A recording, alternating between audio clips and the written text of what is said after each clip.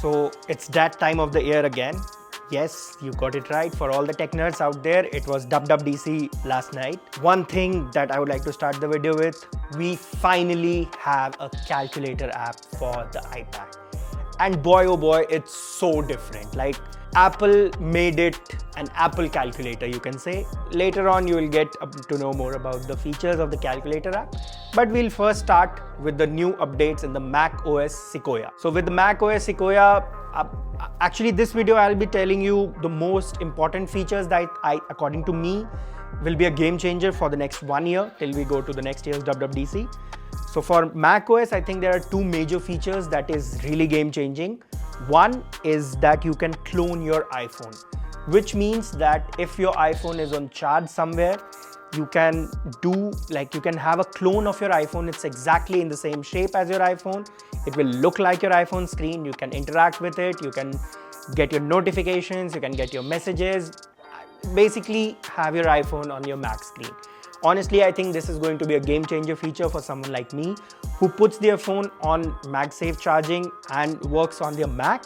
But at times there are needs like, if you have some notification or something where you need to open your phone, I think this will solve that. Next feature is related to developers.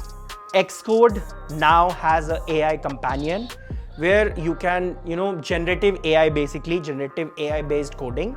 So with that, you can just enter the text that you want to code, and on a few features, like let's say there's an example that Apple gave on stage, you can code that make a map location of right here. So basically it will code all those features required to create a map. As we are talking about coding, in the age of AI and in the age of computers, knowing and learning coding, I think, is one of the most important skill a human can possess. Today, we have an amazing thing to share with you guys, especially for all you tech and coding enthusiasts out there. Listen up, let me spill the beans about Newton School of Technology. They have got this awesome curriculum for their global BTech on CS and AI. Whipped up by pros from top-notch Mang companies. From year one, they drill you in hardcore coding skills, run AI workshops, and even get you hands-on with some serious robotics projects. Sounds like a blast, right? And get this, NST hooks you up with a 6-month paid internship. That's part of the deal. So you are not just hitting the books, you are getting yourself trained with real world work. Plus, they provide you with the latest MacBook for your project work. In fact, their training is so brilliant that a first-year student managed to make a Netflix clone that was banned by Google itself. How cool is that? But wait, there's more. You will get mentored by tech bigwigs from giants like Google and Flipkart. It's your golden ticket to learn from the industry's finest, and if you're dreaming of your own startup, Newton Schools got your back with up to 1 crore in seed funding and incubation support. Now mark these dates, the NSAT Phase 4 exam is on June 2024.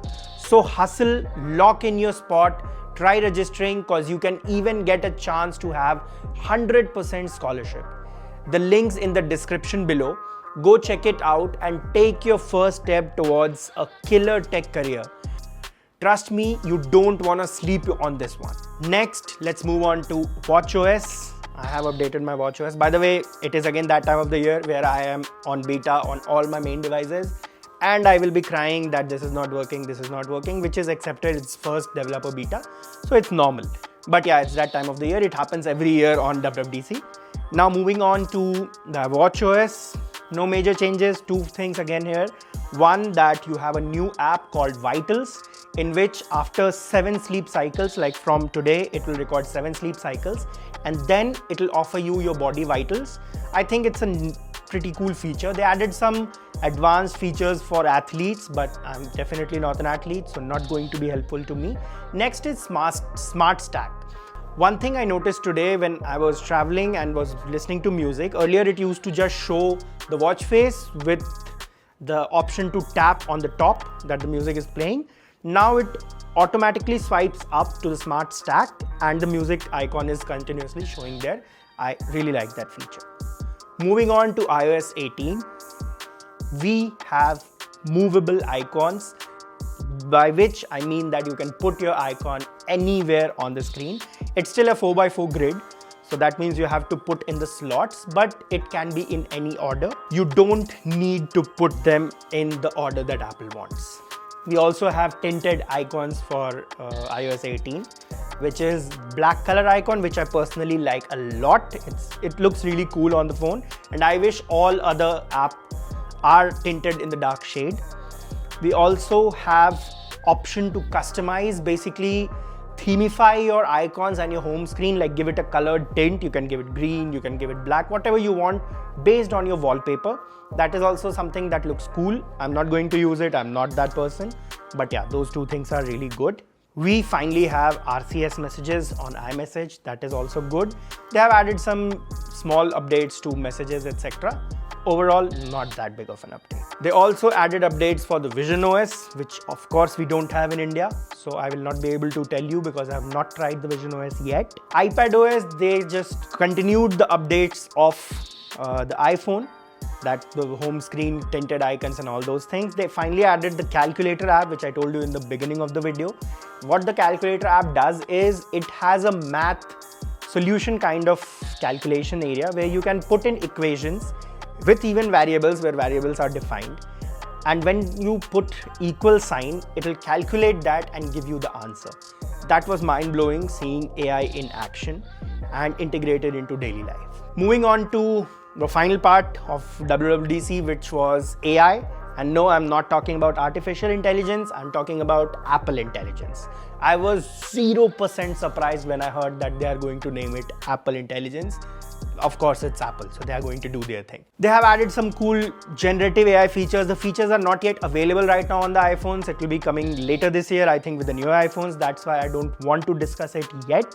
But yeah, there will be generative AI features. You can generate Genmoji.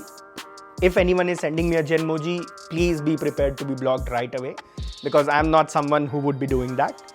Other than that, there will be integration with ChatGPT, where Apple will be asking you specifically that we are like going to ask ChatGPT to do this. Like Siri will ask you for permission that we are going to ask ChatGPT to do this. Sama was also there, Sam Altman, in the Apple event. It was good to see him there, that OpenAI is getting the recognition that they deserve. One surprising fact though, a company with around $3 trillion asset and unable to make their own AI was quite surprising. I hope Apple catches up in the long run. So overall, if you remove the AI part, pretty dull event as it is going with all the software events right now, because I think the software has saturated to a point where AI is the only cool and wow factor. And we will see many cool announcements with the new iPhone announcement that will be coming later this year. So thank you so much for watching the video, guys. Hope to see you in the next one.